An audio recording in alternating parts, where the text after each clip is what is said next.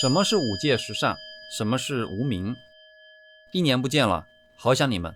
我们继续学习《杂含卷12》第298经。法说、义说，这是旧义。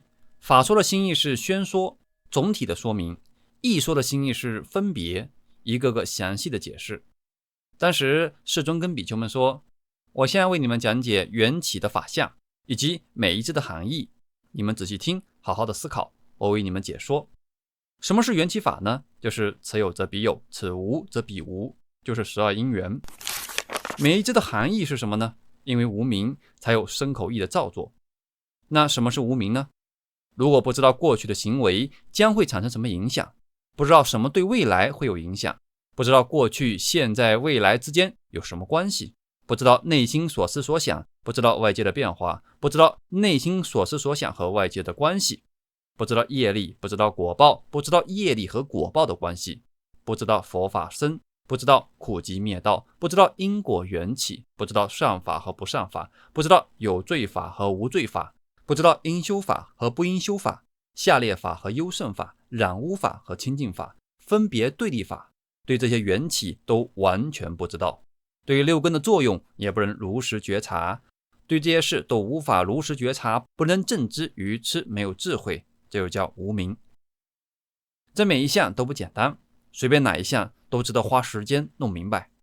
要科普这些内容，得有多大的勇气？不知前际，不知道过去的行为将会产生什么影响。过去我们接受的教育对我们现在有什么影响？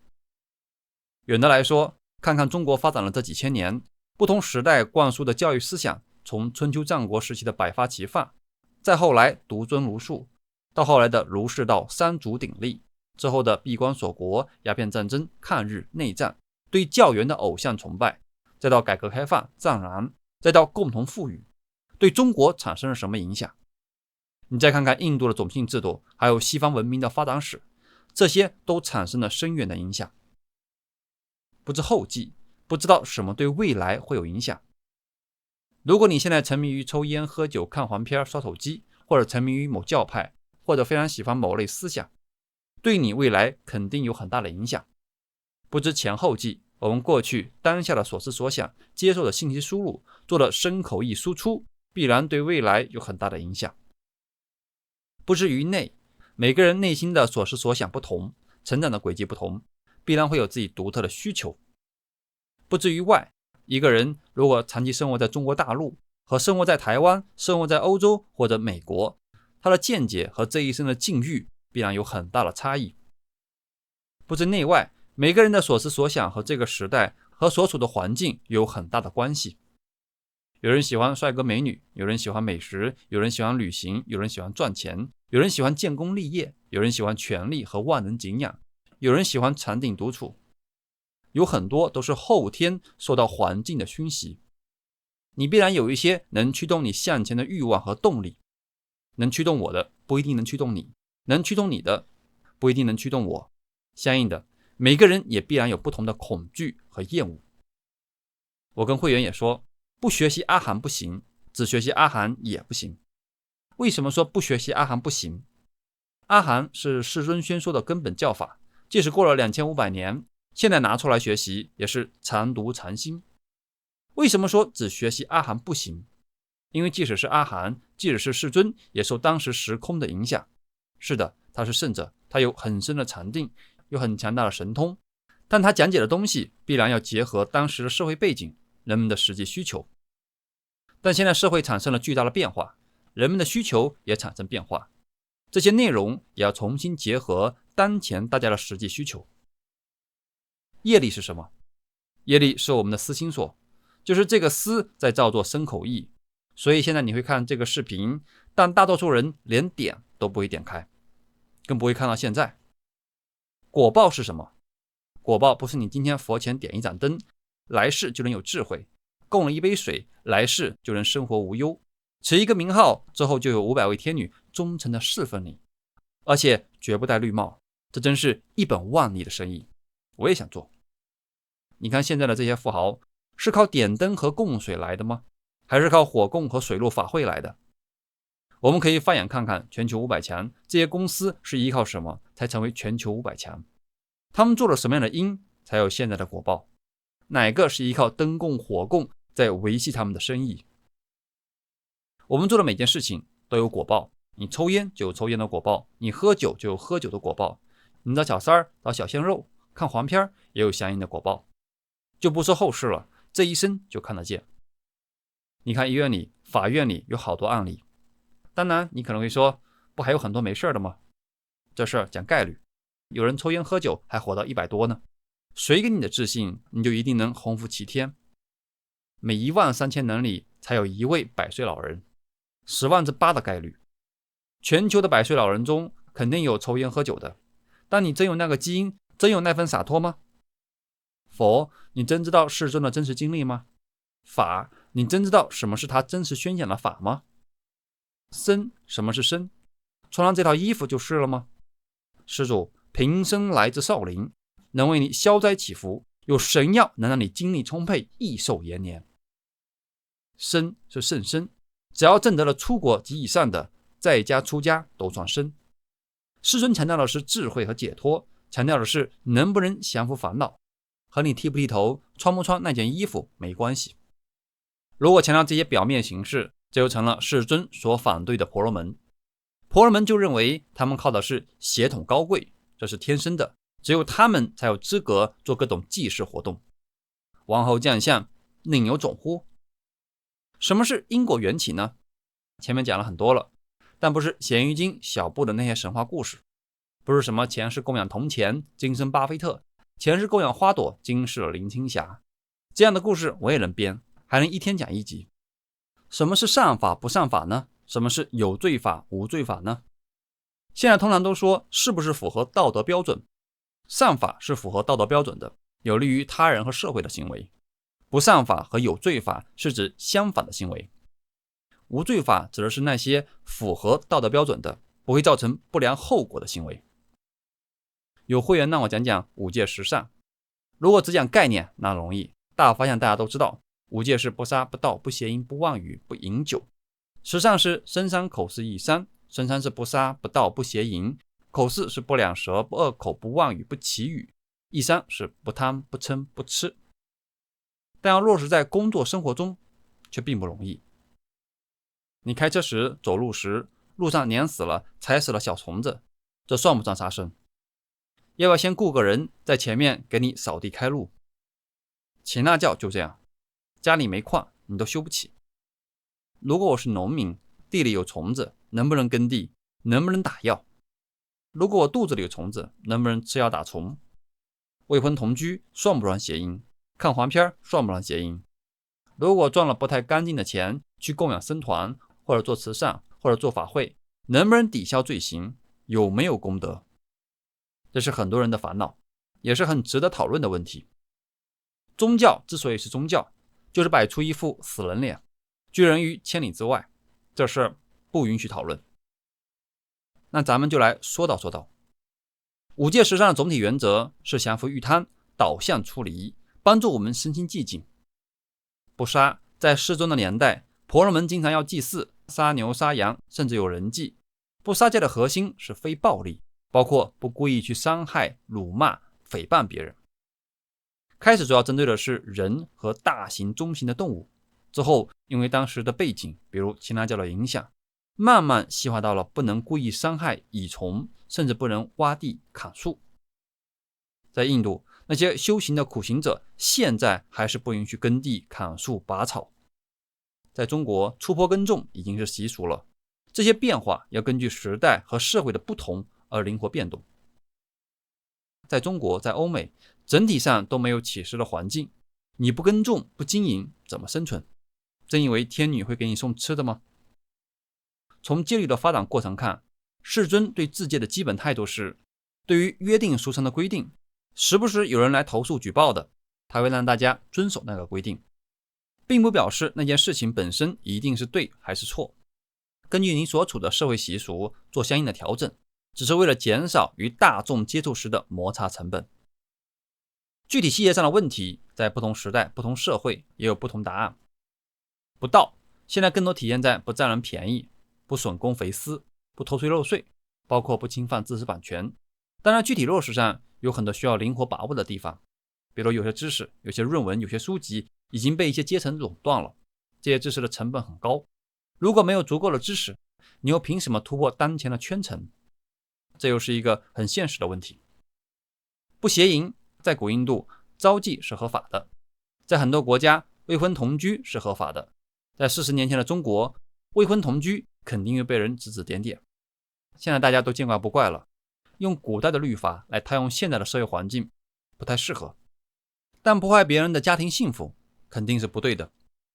不妄语，有会员问他所在的电子产品行业竞品都在虚假宣传，他如何能保持不妄语还有产品的竞争力？不妄语的重点在于不说虚假违心的话，保持真诚。你说了一个谎，要说更多的谎来掩盖之前的谎，这会让你越来越疲惫。如果只在低层次的虚假宣传和低价竞争，只能越做越辛苦。用户的需求是多种多样的，你不可能满足所有人的需求。你看，小姐姐们穿着清凉的衣服，说着违心的话，亲，我爱你哟，就能刷出很多礼物。如果我跳艳舞，能吓死你。我不用说妄语，现在不也活着吗？不饮酒不仅仅是酒了，也包括毒品、香烟、电子烟、手机成瘾等行为。这些行为对你都会产生很大的影响，之前都做过专题的内容。不两舌则不挑拨离间，不制造纷争不和；不恶口则不使用粗暴或者侮辱性的语言，保持言语的温和与尊重；不绮语则不花言巧语，不说无意义或者误导他人的话，不增加彼此的烦恼，不漫无目的的闲聊，不贪不嗔不痴，贪嗔痴烦恼要靠平时慢慢的打磨。五戒十善真做到位，慢慢深入到心里，变成你的无意识，变成你人格的一部分，这就是戒体。你不用再思考我要不要说谎，要不要喝酒，要不要偷税漏税，这是本能，就像你会本能的保护你的眼睛一样，这就叫护戒如护眼。在具体的落实上，如果你有什么困惑和疑问，可以在星球里提出来，所有问题我都乐意倾听和讨论，这也需要我们坦坦荡荡来面对。2年多来，我做了近200集视频，投入了大量的时间和精力。没有这么多会员的支持，我没办法坚持下来。只是一句你要加油就能坚持下来吗？还是等川普，等哪个部门给我发工资？还有人给我戴上必放如来的帽子，但我问心无愧，站得直，用不着跪着。所以五戒十善是帮助解脱的，而不是具体死板的条条框框。师尊的教法向来务实而且灵活。什么是习不习？就是应修法和不应修法。应修法是身善、语善、意善，不贪、不嗔、不痴，亲近善事，听闻善法，如理作意，法随法心，密虎根门，饮食质量等等等等，就是之前阿含中说的内容。很多人都知道，世尊在世时，有人修不净观出过事故，死过人。那不净观能不能修？什么时候能修？什么时候不能修？就像头疼时，人们常常会吃布洛芬或者阿司匹林，但如果时不时来一粒，或者什么病都来一粒，就会出问题。焦虑时应该修什么？抑郁时又应该修什么？怎么转换？怎么配合？这些是不一样的。什么是下列法和优胜法？你在看海时和看个小池塘，感受是不同的。同样，修光冥想时，光明也有大小的差别，对应的感受和对心量的影响也不相同。修慈心的时候，如果你只能对1-2个人散发慈心，只能对一个小区、对一个民族散发慈心，和对全人类全部有情散发慈心，感受也不一样。但也不一定上来就越大越好。爱全人类容易，爱具体的人却很难。你对你喜欢的师长、朋友、孩子，甚至宠物散发慈心，这是真诚的，再慢慢扩大，这份慈心才是真诚的。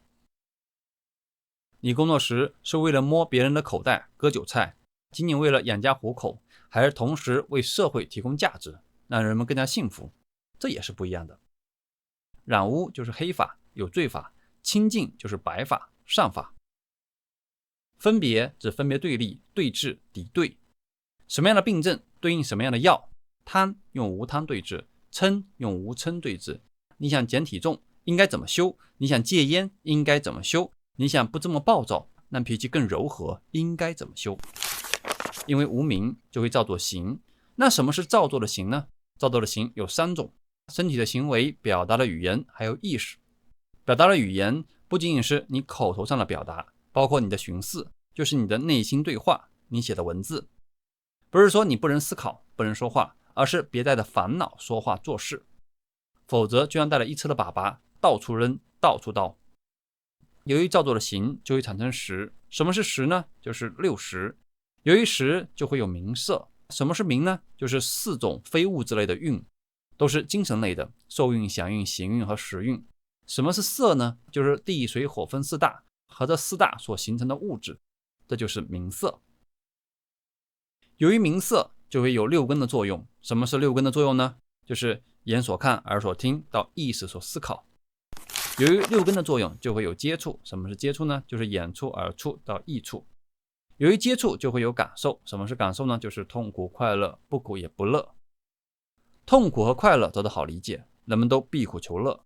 当不苦也不乐时，大家通常都认为无聊，都想避开，都想找乐子，这就容易陷入多巴胺陷阱。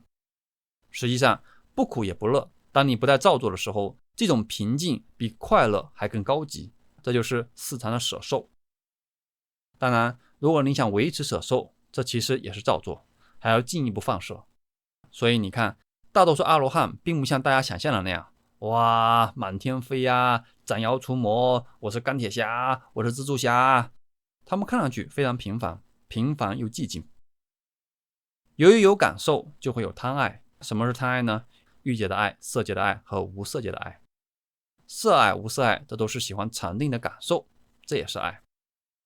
由于有贪爱，就会有执取。什么是执取呢？欲取、见取、接近取、我欲取。欲取，欲界的贪爱，谈恋爱、美食等等。见取，只取身见、边见、邪见、见取见，就是因为见解的差异、利益的捆绑，才有现在的宗派林立。想想看，你有什么见取见？你在捍卫什么？借进取太多了，什么男戴观音，女戴佛，身上、车上、房间里挂满了护身符，各种珠子，吃什么咒、什么名号可以消业，只要吃素，只要洗恒河水就能净化心灵，火供、烟供、烟熏火燎的花样特别多。我不偏袒，也不隶属任何宗派，号称上座部的南传有一大堆借进取。只要成了宗教，二哥不叫大哥。我欲取，执取在三界中流转，有个恒常不变的灵魂。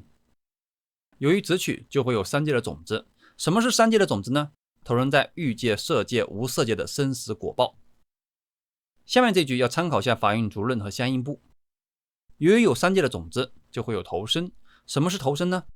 每个众生出生于不同种类，有胎生、卵生、湿生、化生，显现出诸运和诸根，有了生命，这就是投生。古印度认为有4种出生方式：胎生像人，通过入胎、出胎而出生；卵生像鸡鸭，是先下蛋之后孵蛋才能出生；湿生像飞蛾、蚊子之类的，从潮湿处、沼泽处出生，不需要父母孵蛋。按现在的观点看，这也是一种卵生。化生像色界天人、无色界天人是化生。由于有投生，就会有老死。什么是老呢？白发秃顶，皮肤松弛，脸上布满皱纹，四肢无力，弯腰驼背，走几步就喘，还得拄着拐杖，肢体出现黑斑，6根衰退迟钝，这就是老。什么是死呢？每个众生在不同的种类里都会灭亡，身体毁坏，身体没有了温暖、寿命和意识，命根结束，诸运被破坏，或者因意外过早死亡，这就叫死。这就是老死。这就是缘起每一支的含义。